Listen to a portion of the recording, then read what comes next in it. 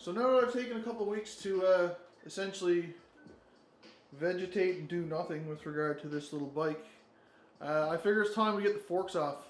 I went ahead and ordered a lock nut tool for this, and the thing is, the lock nut tool I ordered was a 20mm on one side and a 24mm on the other side, and that's too small for the lock nut on this. So that tool I ordered was actually for like flywheel lock nuts and stuff like that. So this requires a 30mm lock nut tool. And what we've got here is a 30mm Mastercraft socket. So what we're going to do is we're going to turn this into a lock nut tool that we can remove the forks off of this with. So let's take a quick look at the top of that lock nut, and then we'll talk about how we're actually going to take this and turn it into our lock nut tool. So now that I've zoomed in on the lock nut on top of this, you can see what it essentially requires is, and I'll show you a picture of the lock nut tool, I'll just overlay one quickly. So we need 4 little tabs on the end of our socket kind of thing that fit into each of these places so we can take it off. So what we're going to do is we're going to mark this so that we got a perfect cross, and we'll grind everything down a couple millimeters outside of those points so we can then fit those down over and get that off. So essentially what we're going to be doing here is we're going to be taking our socket, if I just turn it this way, we're going to be grinding down most of the face, but we're going to be leaving like a little bit here, a little tab here. So we'll make sure we get those centered, and then since this is a, we'll call it a perfect hexagon inside, then we know that these are 90 degrees out. So we'll be grinding down the material that's not colored in blue here, and that way we'll then be able to take that, get it down over the lock nut, and get that lock nut off the bike, and then in turn get the forks off.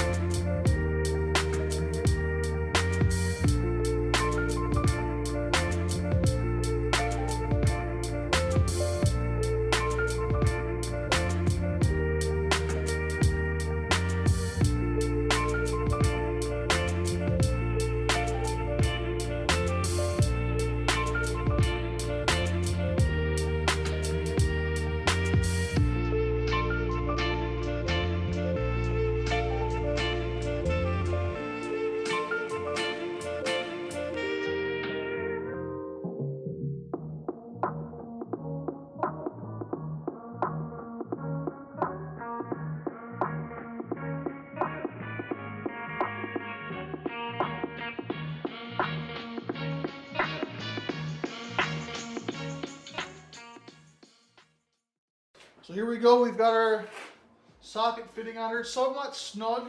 This socket is definitely too big, and I probably would have been better off if it was like a 28 or 29 mil socket, but the 30 was all I had.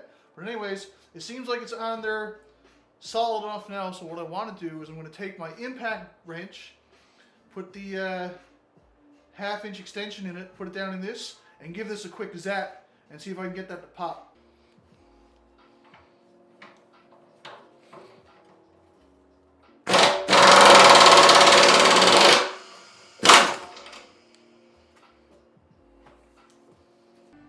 So like I mentioned, a 28 mil socket probably would have been a lot better for this. You can see I got it off, but I did kind of mangle up a couple of the notches there. I don't think it's too bad. Nothing I can't take care of, clean it up, file it, and put it back together again. So what I'll do though is I'll make sure that I order the actual proper one. On eBay and stuff, these things were like 60 and 70 bucks. I mean, it's literally a larger version of this tool here. You see, this is only a 24, so it's way too small for this this lock nut. So the 28 or the 30 mil version of this is actually, it's like a $50 or $60 tool. So I think what I'll probably end up doing is I'll just buy myself another 28 mil socket, and I'll do the same thing and make it fit well. And for this one, I can just leave these nubs on in case I ever come across a larger lock nut, and this will still actually work as a 30 mil socket as well. So either way, let's get those forks off the frame and start talking about how we're going to clean this up and get it ready for prime and paint.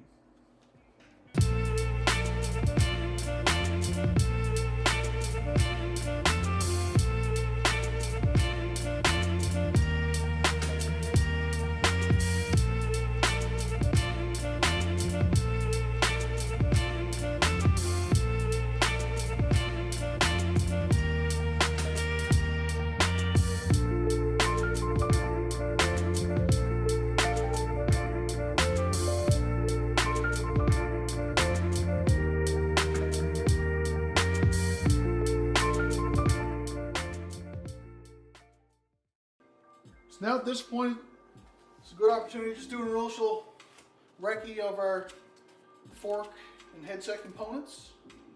So first things first, I want to make sure we got all our bearings. There should be 21 bearings on top, 21 bearings on bottom. So we've got 1, 2, 3, 4, 5, 6, 7, 8, 9, 10, 11, 12, 13, 14, 15, 16, 21 bearings from one side, 2, 4, 6, 8, 10, 12, 14, 16, 18, 21, and 21 bearings from the other side. So we've got some of our hardware here that I'm going to drop into one bag. I'm not going to bother cleaning this stuff up yet. I'll clean it up when I'm ready to put it back together. I'm just going to hit this cone, I guess the upper bearing race, with a bit of brake clean or carb clean, just to get that bit of gunk and grease off. So I'll do that quickly now.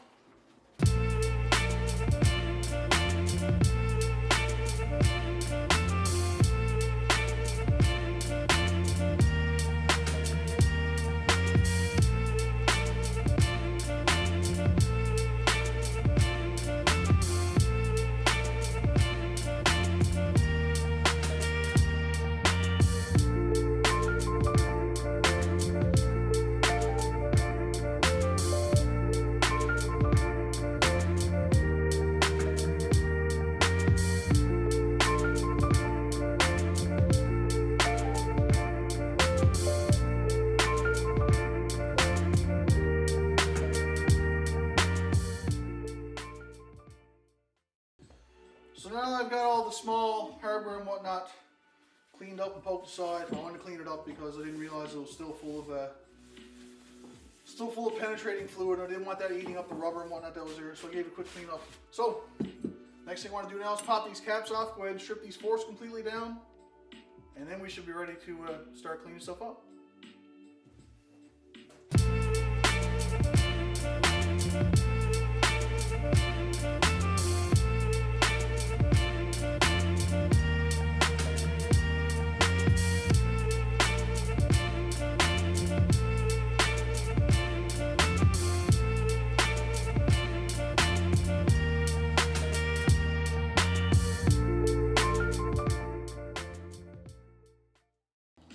So first issue right off the bat is these plugs are really frail. Like if I try to get the camera zoomed in on them, let's see if it'll focus.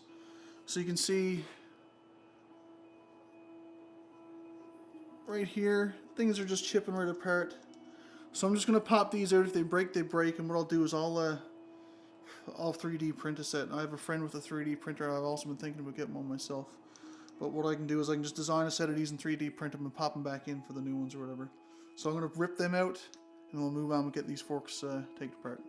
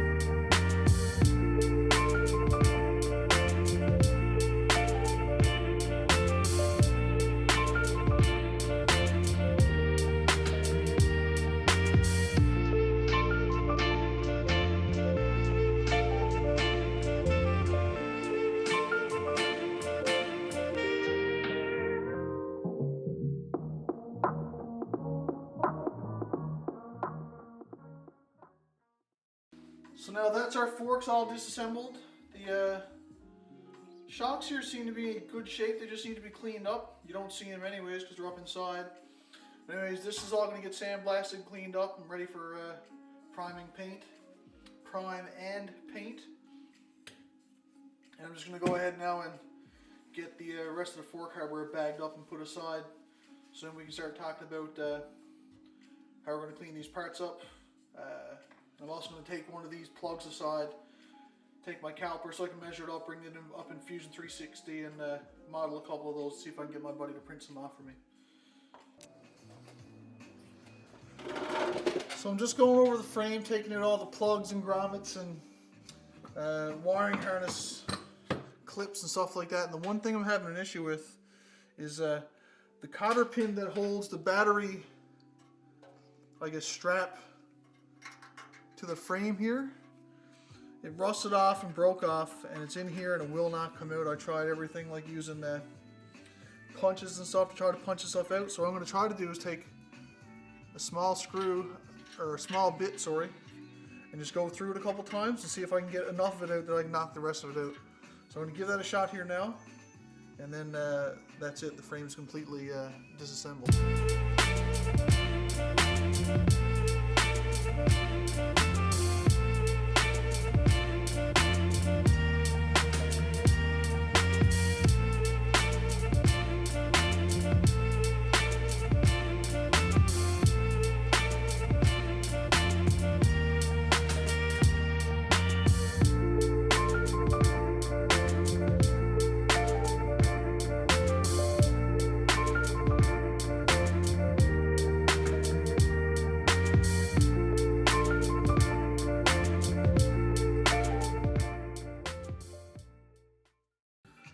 So that wasn't too bad. I managed to get, the drill bit through one side of it. I mean, it was stuck in it. When I would hit it, it was bending this.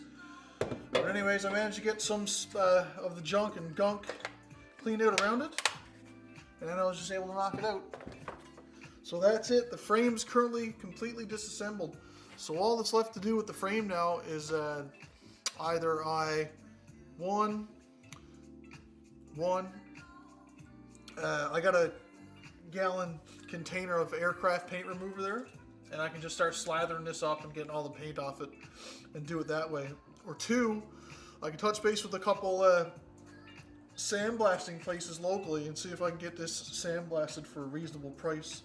I mean, if it costs me $100 to get it sandblasted, then it might be worth me paying someone $100 to just spend 4 or 5 minutes blasting this clean versus me spending 3 or 4 hours with highly toxic chemicals trying to get this cleaned up. So when getting ready to get all my metal parts together for sandblasting, we got to get these brackets off of the front blinkers. So you can see it's just these two metal brackets here. Now this one here is bent up, so I'll get that bent back to where it belongs before I start sandblasting it. So I'll get that stuff off and all the little the ground wires and stuff in baggies, so we don't lose that. And I'll also get this top plate taken off of this tank, so we get the top plate ready. And I'm not going to bother doing the tank, because the tank, I mean, once I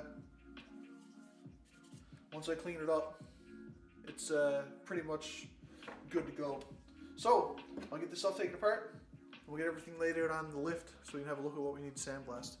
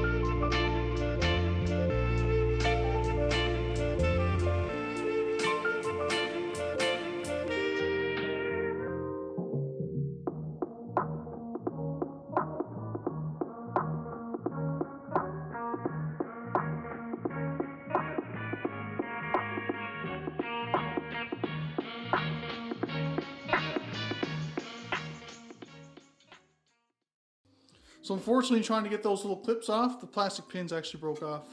So this is the result of that. But I should be able to get something glued back on there, and so we can reattach this once we're ready to start rebuilding the bike. So let's start getting stuff into the Sandblaster.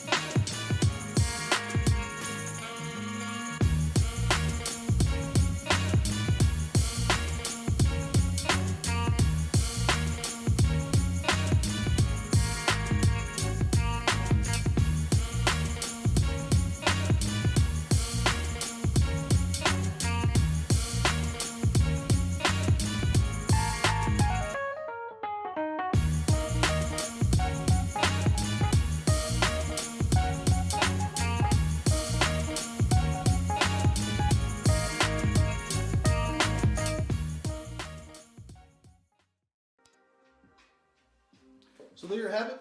That's our parts sandblasted and ready for primer. So at this point I'm going to call it for this one, but in the next one we're going to go ahead and get the frame sandblasted. I'm just going to bring that to a local place to get that done. Save myself 4 or 5 hours worth of effort with aircraft paint remover and dealing with breathing chemicals and stuff like that. I'll just bring it to a place and spend $100 and get them to do it for me. So then we'll be ready to prime the frame as well. Then we'll be looking at paint, and then we can start putting things back together. So see you on the next one.